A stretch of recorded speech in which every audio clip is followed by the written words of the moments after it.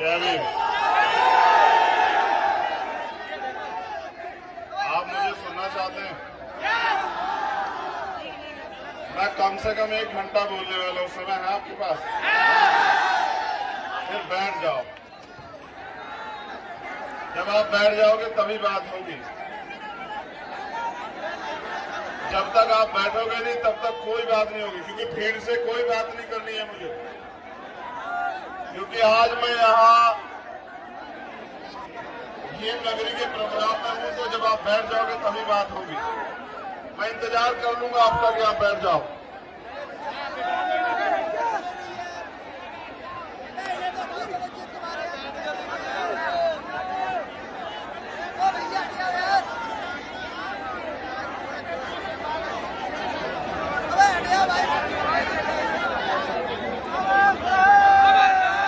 मंच पर उपस्थित धर्म प्रकाश भारती जी, हमारे प्रदेश के सम्मानित अध्यक्ष सुनील कुमार चित्तौड़ जी, हमारे राष्ट्रीय कोर कमेटी के मेंबर भाई सिकंदर बोध जी, मेरे साथ चल के आए पूर्व कैबिनेट मंत्री चौधरी महेंद्र सिंह जी, हमारी पार्टी के राष्ट्रीय कोर कमेटी के मेंबर भाई अमित कसाना जी, बहन श्वेता सिंह जी, विक्की आजाद जी, अनिल करदम जी, राम गोपाल जी, मुकेश ठेकेदार जी, भाई राजू अंसारी जी, अमजद कुरैशी जी, जिलाध्यक्ष भीम आर्मी ब्रजेश सिंह जी, भाई प्रदीप पिप्पल जी, गजेंद्र पिप्पल जी, राजेंद्र करदम जी, मैं आप सबका धन्यवाद करता हूं। सम्मानित मंच, यहां उपस्थित हमारे मिशनरी गायककार, हमारे धार्मिक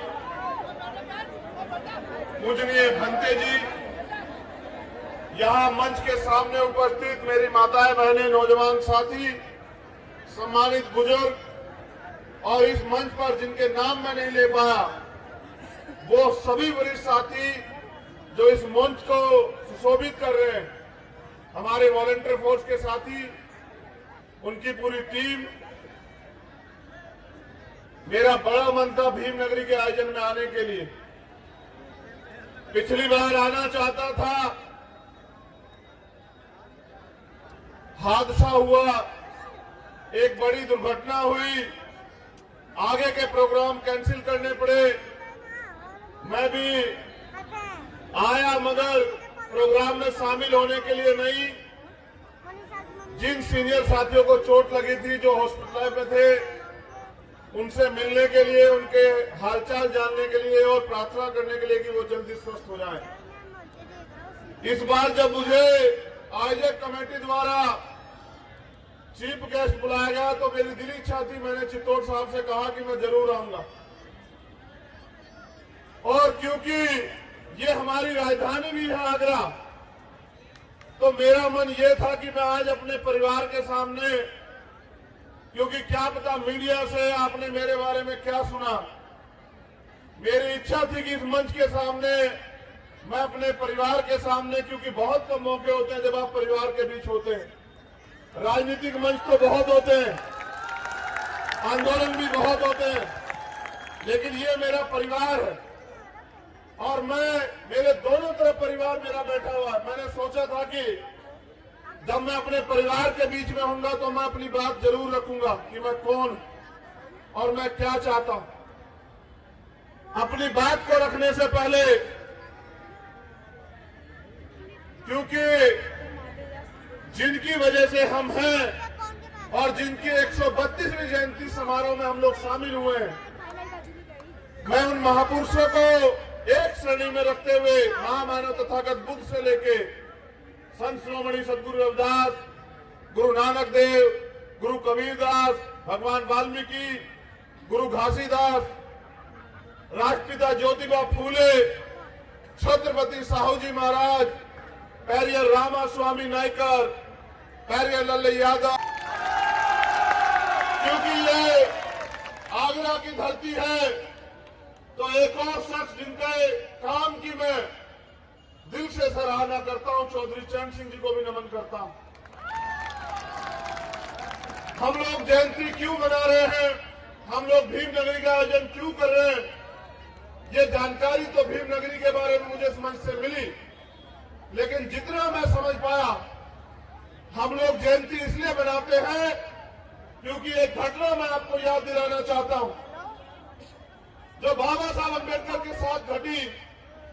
उन्होंने जब वो पढ़ते थे, उस कॉलेज की दीवार पे एक कोट लिखा हुआ था। जैसे हम बुद्ध विहार में, अम्बेडकर भवन में देखते हैं कोट लिखे होते हैं। कोट ये था कि मनुष्य पैदा होता है और मर जाता है, महापुरुष पैदा होते हैं लेकिन महापुरुष कभी नहीं मरते। बाबा साहब अम्बेडकर ने वो जो दूसरी लाइन थी, उस दूसरी लाइन को कट कर दिया, क्योंकि वो किसी बुद्धिजीवी व्यक्ति द्वारा 200-300 साल से वहां लिखी हुई बात थी। इसका विरोध हुआ तो बाबा साहब अम्बेडकर से सवाल जवाब किया गया। उनसे पूछा गया कि डॉक्टर अम्बेडकर, आपने ये क्यों मिटाया? कल जब अध्यापक भी होंगे, स्टूडेंट भी होंगे, तो आपको अपना पक्ष रखना। तो बाबा साहब अम्बेडकर ने जब उनको मौका मिला और उन्होंने ये बात रखी, तो उन्होंने कहा, सच है, मनुष्य पैदा होता है और मर जाता है, ये एक अटल सत्य, ये सत्य है, मैं इसका विरोध नहीं करता हूं। लेकिन जो दूसरी लाइन लिखी गई है कि महापुरुष पैदा होते और महापुरुष कभी नहीं मरते, तो उन्होंने कहा महापुरुष कभी पैदा नहीं होते, क्योंकि पैदा मात्र एक बच्चा होता है। उसके जीवन के संघर्ष, त्याग, बलिदान और उसके जाने के बाद समाज, प्रदेश, देश, बुद्धिजीवी लोग ये आकलन करते हैं कि ये व्यक्ति कैसा था। जीवित व्यक्ति कभी महापुरुष नहीं हो सकता है। तो बाबा साहब अम्बेडकर ने कहा, हेलो, पैसे पूरे मिले हैं ना? ये राजधानी वालों ने इनको पैसे। मैं अपने परिवार से कहता हूं, सुनो, 75 साल से ताली बजा रहे हो मेरे लोगों और नारे भी लगा रहे हो। हालत बताऊंगा तो रोते हुए जाओगे यहां से। इसलिए कहना चाहता हूं, तुम्हारे कंधों में बहुत बड़ी जिम्मेदारी है, मुझे सुनने के बाद आकलन करना। तो बाबा साहब ने कहा कि पैदा तो मात्र एक बच्चा होता है, उसके जीवन के संघर्ष के पल, त्याग, बलिदान और उसके बाद, उसके जाने के बाद आकलन करके समाज तय करता है कि महापुरुष था या नहीं था। तो इसलिए क्योंकि महापुरुष पैदा नहीं होते और उन्होंने कहा कि महापुरुष भी मर जाते हैं अगर उनकी विचारधारा का प्रचार प्रसार ना हो। सही मायने में बाबा साहब अम्बेडकर ने यह भी कहा कि जो कौम अपना इतिहास नहीं जानती, वो कभी अपने भविष्य का निर्माण नहीं कर सकती है। तो हम जयंती इसलिए मनाते हैं कि जो जागे हुए लोग हैं वो जागे हुए रहें, और जो नहीं जागे हुए लोग हैं वो भी जाग जाए, और जो हमारी नई पीढ़ी वो संभाल रही है, जो हमारी नई पीढ़ी मैदान में आने वाली है, उनको अपना इतिहास और अपने महापुरुषों का संघर्ष याद रहे। उनको याद रहे कि इस देश में उन्हें एक भी अधिकार मांगने से नहीं मिला है। उन्हें याद रहे कि अगर उनका जीवन सुनहरा हुआ है तो ये बाबा साहब अम्बेडकर की देन है। इसलिए उन्हें याद रहे कि हम लोग जयंती क्यों मना रहे हैं। सम्मानित आगरा के मेरे जिम्मेदार साथियों, जब मैं पिछली बार आया 14 अप्रैल के आयोजन में शामिल होने में, विश्वास से कह रहा हूं, मैंने झूठ बोलना नहीं सीखा।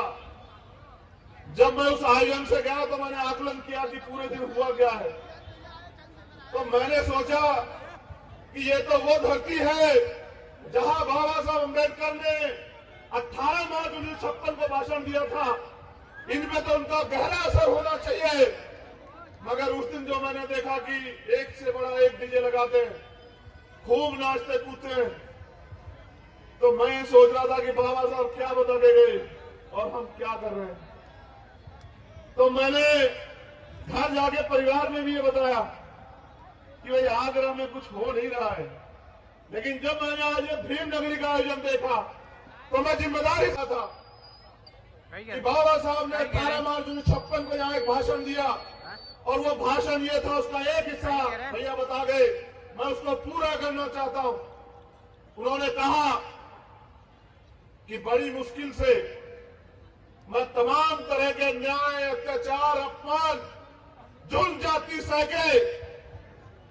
अपने 4 बच्चों की कुर्बानी देके मैं इस कारवां को यहां तक लेके आ पाया।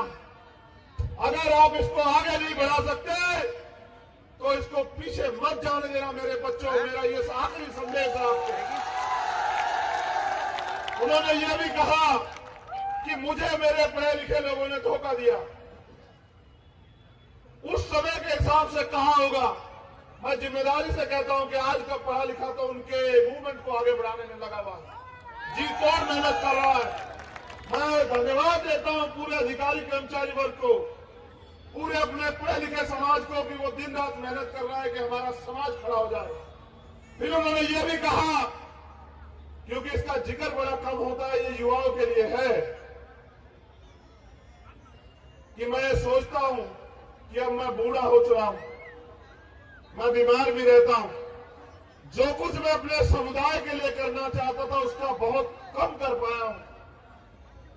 मैं सोचता हूं कि अगर कोई नौजवान इस तंबू का बंबू बनने के लिए खड़ा हो जाए और इस कारवां को आगे बढ़ाने का काम करे तो डॉक्टर अम्बेडकर भी चैन से मर सके।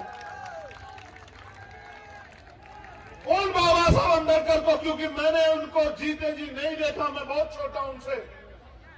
मेरी जन्म तिथि है 5 दिसंबर और मेरे बाबा साहब चले गए 6 दिसंबर को। मैं उनसे बहुत छोटा हूं उम्र में, उनके नखून के बराबर मेरी काम में भी।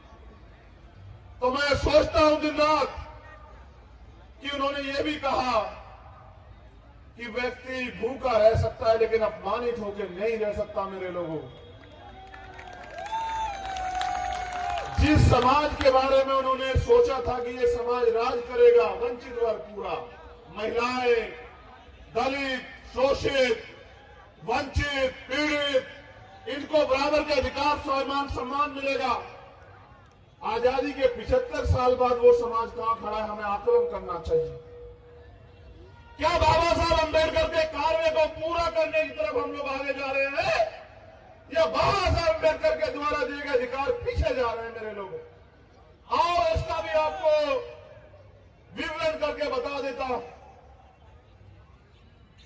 विवरण यह है, मेरे सम्मानित पूर्व नेतागण भी यहां बैठे हैं, इनको भी सोचना है, मेरे वरिष्ठ वकील साथी भी बैठे हैं, कि एक समय था, चाहे केंद्र की सरकार हो या स्टेट की सरकार, जब बजट बनता था तो SC ST के लिए कुछ योजनाएं होती थी, स्पेशल कंपोनेंट प्लान का पैसा आता था, हमारे बुद्ध विहार बने, रविदास मंदिर बने, अम्बेडकर भवन बने, हमें लोन बने, हमें बिजनेस करने की आजादी मिले, हमें कुछ और काम करने के अवसर मिले, हमें एजुकेशन में अवसर मिले, ये सारी व्यवस्थाएं होती थी। इस बार का बजट आपने देखा होगा मेरे पढ़े लिखे लोगों, क्या आपने स्पेशल कंपोनेंट प्लान का एक वो सुना? SC ST के लिए कोई स्पेशल ट्रीटमेंट सुना?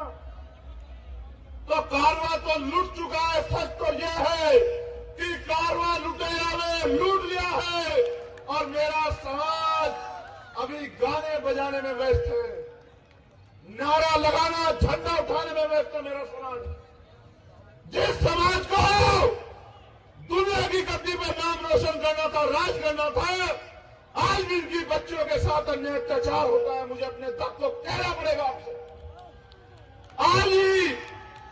आज ये जालौर में एक बच्ची को, तो मुझे नहीं पता वो कौन आके सरेआम गोली मार के चले गए। और आपने देखा होगा कि मैं हाथरस की अपनी बहन के लिए किस तरह न्याय के लिए लड़ रहा था इस सरकार से। अब क्या मिला न्याय में? आपने सब देखा होगा। सत्ता के ताकत से क्या न्याय को कितना प्रभावित किया। मैं बात आपसे इसलिए कह रहा हूं क्योंकि क्योंकि मैं अपनी जिंदगी का चिट्ठा आपके सामने खोलना चाहता हूं। मेरे लोगों, ये मेरा परिवार है।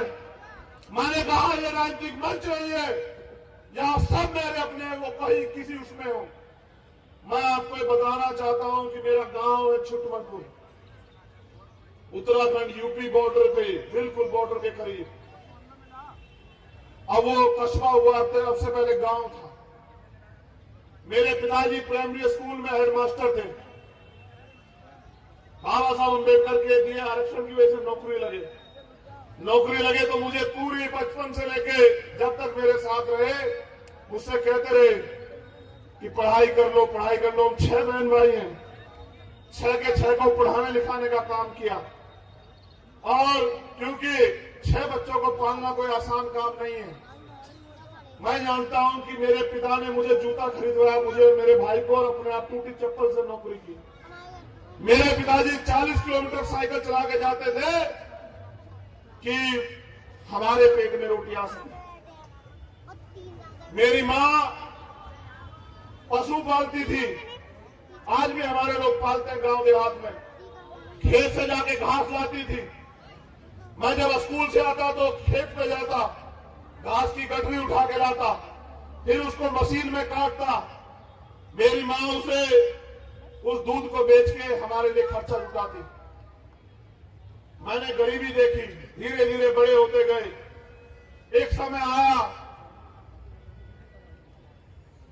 मेरे पिताजी ने मुझसे कहा कि तुम्हें पढ़ने के लिए विदेश जाना है, तुमने वकालत कर ली है। वकालत से जुड़ा भी उनका एक किस्सा है। उन्होंने केस लड़ाए और 15 साल केस लड़ने के बाद जज साहब ने कहा कि फैसला कर लो मास्टर जी। तो उन्होंने कहा जी फैसला करा दो साहब। तो उन्होंने कहा 5,000 रुपए में फैसला कर लो। मेरे पिताजी के 25,000 रुपए किसी को उधार थे, वो बेईमान हो गया। तो मेरे पिताजी ने कहा जज साहब मैं तो इससे ज्यादा पैसे तारीखों में लगा बैठा हूं। तो उन्होंने रोते हुए जज साहब से कहा कि यहां इन अदालतों में न्याय नहीं होता है, यहां न्याय जज बदलता है, तारीख बदलती है, हमारे जैसे लोग चप्पल घिसते रहते हैं। मैंने अपने बच्चों का हिस्सा काट के इसको उधार दिया था बुरे समय में। तो मेरे पिताजी ने मुझसे कहा कि तुम्हें जज बनना, तुम्हें न्याय करना है, न्याय। इसलिए मैंने लॉ की। फिर मेरे पिताजी ने कहा कि तुम्हें पढ़ने के लिए विदेश जाना है, क्योंकि बाबा साहब विदेश में पढ़ने गए। तुम्हें LLM और आगे की पढ़ाई। उस समय यहां पर साइबर क्राइम का बड़ा वो चल रहा था, वकील नहीं थे। अपने परिवार में शामिल हो जाओगे, लेकिन पता नहीं बाबा साहब का सपना कब पूरा होगा। जिस दिन उनको मैंने खोया 11 जनवरी 2013 को, मैंने ये वचन दिया उनके शव को कि मैं अपने जीवन का आखिरी कतरा तक जो है, आखिरी मिनट तक तो जो है, वो बाबा साहब अम्बेडकर के मिशन को पूरा करने के लिए लगा दूंगा। आज के 11 जनवरी 2013, और ये जब इस बार 11 जनवरी 2023 आई तो मैंने अपनी मां से कहा कि मुझे 10 साल हो गए घर छोड़े हुए, और मैं कोशिश करता हूं कि खाने से पहले भी अगर कोई काम हो तो उसको निपटा दूं। लेकिन सम्मानित साथियों, जैसा मैंने आपको बताया, इस 10 साल में मैंने हजारों लड़ाई लड़ी होंगी, और मेरे साथ मेरी ताकत के रूप में भीम आर्मी के एक कार्यकर्ता ने, चाहे वो पूरे देश में कहीं हो, उन्होंने वो जमीनी लड़ाई लड़के दिखाया। जिन युवाओं को कहा जाता था कि युवा ना समझ होते हैं, युवाओं में लड़कपन होता, युवा जिम्मेदार नहीं होते, उन युवाओं ने वो करके दिखाया, जिसकी बदौलत आज चंद्रशेखर आजाद इस मंच में बैठा। ये उनकी देन। वरना जहां से मैं निकल के आया, आगरा के भीम नगरी के मंच पे मुख्य अतिथि होना मेरे जैसे गरीब के बेटे के लिए कोई मामूली बात नहीं है। ये समाज का मंच है। तो इन सब के बाद कई ऐसी लड़ाइयां, जिन लड़ाइयों को लड़ते लड़ते मैंने अन्याय की पराकाष्ठा देखी। मैं निर्दोष होते हुए समाज के हितों की रक्षा के लिए 16 महीने जेल में रहा।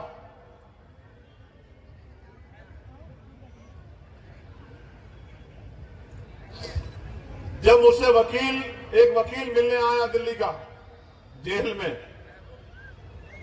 वो वकील और पत्रकार दोनों था, तो मैंने उसको कहा कि आज देखो, सरकार के कारण एक पढ़ा लिखा वकील अपराधी बन के जेल में पड़ा है। वो 16 महीने 6x10 की एक काल कोठरी, जिसको तनाई चक्की कहते हैं, और मेरे ऊपर मुकदमा लगाया NSA, नेशनल सिक्योरिटी एक्ट, राष्ट्रद्रोह का, कि मैंने राष्ट्र के खिलाफ कोई साजिश की है, राष्ट्र को कमजोर करने की, राष्ट्र की एकता को खंडित करने की। और मेरी साजिश ये थी कि बस मैं अपने लोगों की रक्षा कर रहा था उन सामंतियों से जो आज भी हमारे लोगों को कीड़े मकोड़ों से ज्यादा नहीं समझते हैं, उनसे जो अन्याय अत्याचार करते हैं और सत्ता के संरक्षण में फिर घर में चैन से पड़ के सोते हैं। हर रात मैं ये सोच के कांपता था कि जब मैं बाहर जाऊंगा तो कोशिश करूंगा अपने जैसे हजारों लोग तैयार कर सकूं और अन्याय पे इस आधारित व्यवस्था को कुचल सकूं, डायनामाइट लगा के उड़ा दूं कि मेरे किसी और भाई के साथ ऐसा अन्याय ना हो। क्योंकि जब आप जेल जाते हैं, आप अकेले नहीं सहते हैं, आपका परिवार सहता है, आपके दोस्त सहते हैं, रिश्तेदार सहते हैं, आपका समाज सहता है। जब 2 अप्रैल का आंदोलन हुआ, मैंने 8 दिन भूख हड़ताल की। मैंने पढ़ा था कि यहां गांधी जी के तरीके से भी जीता जा सकता है। 8 दिन की भूख हड़ताल के बाद 14 अप्रैल का दिन था। मेरे बड़े भाई देहरादून से चल के आए, उन्होंने मुझे बस एक बात समझाई। उन्होंने कहा सरकार भी चाहती है चंद्रशेखर मर जाए, क्योंकि तुम उनकी आंखों के कांटे हो और तुम भी भूख से मरना चाहते हो। अगर वो तुम्हें मारे तो वो अपराधी होंगे, उन्हें सजा होगी। अगर तुम खुद मर जाते हो तो उनका तो काम आसान हो जाएगा। बताओ किसका नुकसान होगा। ये बात मेरी समझ में आई कि यहां गांधी जी के हिसाब से नहीं जीता जा सकता है। मैंने उस दिन के बाद कभी जीवन में भूख हड़ताल नहीं की। मैंने उसी दिन भूख हड़ताल तोड़ दी।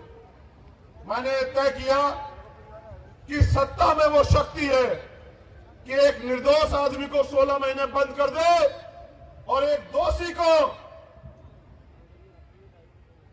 रेप, हत्या के हत्यारों को, बलात्कारियों को छोड़ दे, सरकार रिहा कर दे। और उस दिन मेरे दिमाग में बात बैठी कि बाबा साहब अम्बेडकर ने क्यों कहा था पोटी तो मास्टर की, कि राजनीतिक सत्ता वो चाबी है जो आपके सारे परेशानियों के हल खोल सकती है। और उन्होंने यह भी कहा कि राजनीति में हिस्सेदारी न करने का सबसे बड़ा दंड यह है कि अयोग्य लोग आपके ऊपर शासन करते हैं। ऐ मेरे बहुजन समाज के लोगों, 85% आबादी होने के बाद आपको सारी सरकारों से मांगना पड़ता है कि कुछ दे दो। नौजवान रोजगार मांग रहा है, माता बहनें सुरक्षा सशक्तिकरण मांग रही हैं, किसान फसल के दाम मांग रहा है, मजदूर न्यूनतम वेतन मांग रहा है, समाज भाईचारा मांग रहा है। ये सारी शक्ति सत्ता में निहित है। अधिकारी कर्मचारी प्रमोशन में रिजर्वेशन मांग रहा है, अधिकारी कर्मचारी भत्ता मांग रहा है, अधिकारी कर्मचारी ओल्ड पेंशन मांग रहा है। हर कोई सत्ता के आगे नतमस्तक होकर मांग रहा है। लेकिन आप ये भूल जाते हो कि यहां जो भी सरकार बनती है उसको वोट देके आप लोग बनाते हो, क्योंकि जिनकी सरकार आज है उनके पास वोट बैंक नहीं है। वोट बैंक तो हमारे पास है। हमारे लोग उनको वोट करते हैं, तब जाके वो लोग राज सत्ता में आते हैं और वो राज सत्ता में आके हमारे अधिकारों को कुचलने का काम करते हैं। सम्मानित मेरे परिवार के लोगों, मेरा दोष इतना है कि मेरे पिता का नाम किसी मंत्री के साथ नहीं जुड़ा हुआ है, मेरी मां का नाम किसी मंत्री के साथ नहीं जुड़ा हुआ है, वरना मेरी कामयाबी पे कोई शक नहीं होता समाज को, क्योंकि राजा के बेटे को यहाँ राजा मान लेता है समाज। अगर एक गरीब का बेटा मेहनत करके खड़ा होकर आता है तो उसको बहुत लड़ाई लड़नी पड़ती है। आप कभी मुझे घुटने देखते नहीं देखा होगा इतिहास गवाए। और मैं पूरी जिम्मेदारी से कह रहा हूं परिवार के आगे, मेरी माए बहने, यहाँ मेरी सबसे पहली लड़ाई ये है कि भारत में रहने वाली एक भी महिला के साथ अन्याय अत्याचार ना, उसको बराबरी का सम्मान और सशक्तिकरण मिले। क्योंकि मैंने देखा मेरी मां कैसे पेट काट काट के हमें पालती थी, मैंने देखा क्या सहती है माए बहने, मैंने देखा। आज भी समाज में गैर बराबरी है, बेटों को अलग से ट्रीटमेंट दिया जाता है, बेटियों को सिर्फ इसलिए पढ़ाया जाता है कि ये बता सके कि ये इतनी पड़ी हुई है शादी के समय। कभी यह नहीं सोचा जाता कि बेटे से ज्यादा बेटी को भी अगर हम लोग या बेटे के बराबर ईमानदारी से अवसर दे तो हो सकता है इस देश में जब संभावित कुर्सियों पे महिलाएं बैठ जाए तो वो अपने आप अपनी रक्षा सुरक्षा और अपने लिए अवसर तैयार कर लें। ये कभी नहीं सोचता समाज।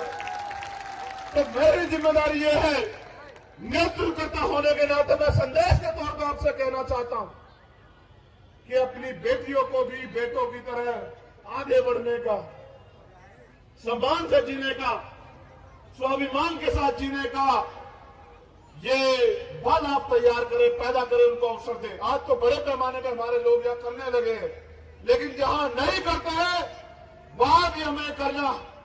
एनसीआरबी का डाटा उठा के देखिए, वकील साथी बैठे, 56,000 से ज्यादा एक साल में महिलाओं के साथ अन्याय की घटना होती है। ये 56,000 में 98% वंचित वर्ग की बच्चे, आप चेक करा के देख लो अगर मेरी बात गलत हो। मैं पूछना चाहता हूं, जब सब जगह समानता है तो फिर ये 98% बहुजन समाज की महिलाएं, बच्चे अन्याय का शिकार क्यों? और अगर देश में, प्रदेश में राम राज्य है, हेलो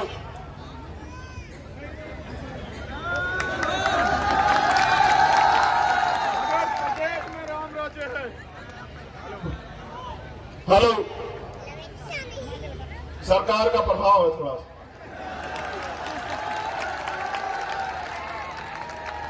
जल्दी हटाएंगे, चिंता मत करो। देखो ये भव्य आयोजन, आप लोग यहां बड़े पैमाने पर आए। अगर आप गुलामी तो है भाई, क्या इस देश की महिलाएं नहीं चाहती वो आजादी से जिए? देखो मैं सच बताता हूं भारत का आपको क्या, मैं भी मध्य प्रदेश गया, हमने एक बहुत बड़ा आयोजन किया, हमारे लोगों ने देखा होगा 12 फरवरी को, और इतिहास गवाह, मैं चैलेंज के साथ कहता हूं कि अगर मध्य प्रदेश में भारत के प्रधानमंत्री भी इतना बड़ा आयोजन कर दें तो मैं राजनीति छोड़ दूंगा, पूरी जिम्मेदारी से कह रहा हूं। और उस आयोजन की सबसे बड़ी बात यह थी कि एक भी व्यक्ति को ना गाड़ी, ना खाना, ना खर्चा, कुछ नहीं लिया गया, सब अपने पैसे से आए। ये उसकी सबसे बड़ी बात थी, वो समाज की ताकत थी। तो जब मैं मध्य प्रदेश गया तो मैंने देखा कि वहां एक ही लाइन में 5 घर कच्चे, बिल्कुल कच्चे मकान, दरवाजा भी छोटा सा। जब मैं मध्य प्रदेश बिहार गया तो मैंने देखा कि वहां गरीबी इतनी है कि खाने के लिए खाना नहीं है और पहनने के लिए तन पे कपड़ा नहीं। जब मैं राजस्थान गया, ये आपके बराबर में बॉर्डर भरतपुर, और मैं राजस्थान जब गया तो मैंने देखा कि आज भी वहां छुआछूत गैर बराबरी है। कैसे?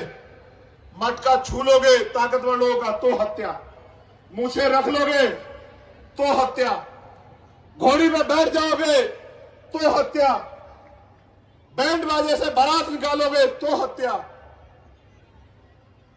मैं जब उत्तराखंड में गया, ऊंची जाति के, तथागत ऊंची जाति के साथ बैठ के खाना खा लोगे तो हत्या, उनकी शादी में शामिल हो जाओगे तो हत्या। जब मैं उड़ीसा गया तो मैंने देखा ना घर, ना खाना, ना पानी, जानवरों की भी जिंदगी अच्छी होगी, क्योंकि आप देख लेना कि आपके आसपास किसने कुत्ता पाल रखा हो तो वो उसके लिए घर बनाता है, एक छोटी बात गलत लगे। अगर किसने बकरी, गाय, बैल, भैंस पाल रखी हो, और छोड़ो किसी ने तोता भी पाल रखा हो, वो भी उसके रहने के लिए पिंजरा और खाने की व्यवस्था करता है। लेकिन मध्य प्रदेश, उड़ीसा, झारखंड, छत्तीसगढ़, केरला, कर्नाटका, तमिलनाडु, असम, त्रिपुरा, मध्य प्रदेश, राजस्थान, हरियाणा, बिहार, महाराष्ट्र, उत्तराखंड, यूपी, दिल्ली, सब जगह घूम के समझ में आया कि जिनके पास राजनीतिक शक्ति नहीं होती उनको ये अन्याय का सामना करना पड़ता ही पड़ता है और करना पड़ता रहेगा जब तक वो समाज संगठित होकर अपनी राजनीतिक शक्ति नहीं बनाएगा। जिस दिन मैंने अपने पिता को अस्पताल में तड़पते देखा, उस दिन मैंने सोचा अगर मैं कदम उठाएगा और पिता साहूकार की, जमादार की पैसे ना चुका पाने कार्ड बेइज्जत होता रहेगा, तो जब तक सबके लिए वर्ल्ड क्लास पढ़ाई बेहतर और मुफ्त नहीं हो जाती तब तक हम लोग लड़ते रहेंगे। तो की औलाद हूं मैं, बहुत छोटा हूं उनके आगे, लेकिन उनके कारवा को आगे बढ़ाना चाहता हूं और आगरा में उपस्थित अपने लोगों से शक्ति मांगता हूं कि वो एक बार मुझे इस लड़ाई को लड़ने का अवसर देके देखें। मैं कोई आपका 60 साल का नेता नहीं कि 5 साल के बाद घर में पड़ जाऊंगा, मेरी हड़िया जवाब दे देंगी। मेरे लोगों याद रखना, दिल्ली के अंदर मैंने 250 लाठियां खाई और मुझसे कहा वहां के डीसीपी ने कि माननीय गृह मंत्री, कहना गृह मंत्री से कि चंद्रशेखर मर जाएगा लेकिन अपने लोगों के सम्मान को नहीं झुकने देगा। मैं आज भी वही खड़ा हूं और आपसे कह रहा हूं, और मैंने कई बार कहा कि माननीय गृह मंत्री जी, ये तो मेरे लोग तैयार नहीं हो, सत्ता आती जाती रहती है। अगर मेरे जैसे व्यक्ति से पाला पड़ा कभी आपकी कुर्सी पे मेरे जैसा व्यक्ति बैठा हुआ तो माफी की कोई बात होगी नहीं, इलाज होगा, इलाज, याद रखना मेरी बात। क्योंकि अगर वो बाबा साहब अम्बेडकर के संविधान को छूना चाहेंगे तो पहले उनको अम्बेडकर वादियों की लाशों से गुजरना पड़ेगा, ये बात याद रहे। ये संविधान हमारा सम्मान है, ये संविधान हमारा अभिमान है और आज संविधान पे खतरा है। मैं आपसे ऐलान करना चाहता हूं और आपसे कहना चाहता हूं मेरे लोगों, अभी भी वक्त है, इकट्ठे हो जाओ। अभी भी वक्त है, अपनी लड़ाई को समझ जाओ। अभी भी वक्त है, इस लड़ाई को अपने कंधों पे उठा लो मेरे लोगों। ऐसा मौका दोबारा नहीं आएगा अगर एक बार संविधान चला गया। और ये बात मैं इसलिए कह रहा हूं क्योंकि बाबा साहब अम्बेडकर ने जाते जाते कहा था मेरे लोगों कि मुझे मेरे जाने के बाद बराबर मत समझना, जब तक संविधान जिंदा है मैं जिंदा। ये संविधान है जिनकी वजह से आज हमारी बहन मां जिस भी रिश्ते में वो लगती हो, द्रौपदी मुर्मू जी वो राष्ट्रपति है, ये संविधान की देन है। ये संविधान की देन है कि रामनाथ कोविंद जी जो है वो राष्ट्रपति बनते हैं। ये संविधान की देन है कि नरेंद्र मोदी जी पिछड़े वर्ग का खुद को बताते हैं, मुझे तो नहीं पता कौन है, क्योंकि अगर पिछड़े वर्ग के होते तो जातिगत जनगणना में श्रम से भी आगे खड़े होते। तो माननीय नरेंद्र मोदी जी देश के यशस्वी प्रधानमंत्री हैं, वो अगर पिछड़े भी हैं तो इस संविधान की वजह से प्रधानमंत्री हैं। और अगर आज मैं यहां इस मंच पे खड़ा हूं, ये संविधान की देन। अगर मैं इस मंच पे बैठा हूं तो ये बाबा साहब अम्बेडकर और मान्यवर काशी राम साहब की देन, क्योंकि ये लड़ाई विचारधारा की, ये लड़ाई किसानों की, ये लड़ाई कमेरों की है, ये लड़ाई महिलाओं की है, ये भाईचारों की लड़ाई है।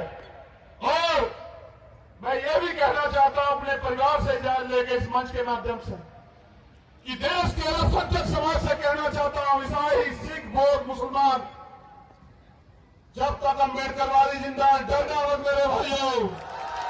जो आदमी खड़ा दिखाई देगा वो चंद्रशेखर आजाद होगा, इस बात को याद रखना। बहुत बहुत धन्यवाद। पूरे भीमा नगरी आयोजक कमेटी के सभी साथियों का धन्यवाद करता हूं और सबसे धन्यवाद करता हूं अपनी माओ बहनों का। इसलिए धन्यवाद करता हूं, ना वो हल्ला मचाती, ना नारा लगाती, बस अपने भाई को देखती सुनती रहती और अपना आशीर्वाद प्यार भेंट करती रहती है और मन ही मन मुस्कुरा मुस्कुरा कहती रहती है। जिन जो भाई मानती है वो कहती है कि मेरा भाई एक दिन आगे बढ़ के हमारी रक्षा और सुरक्षा करेगा, और जो बेटा मानती है वो कहती है एक दिन मेरा बेटा दादा साहब अम्बेडकर के कारवा को मंजिल तक पहुंचाएगा।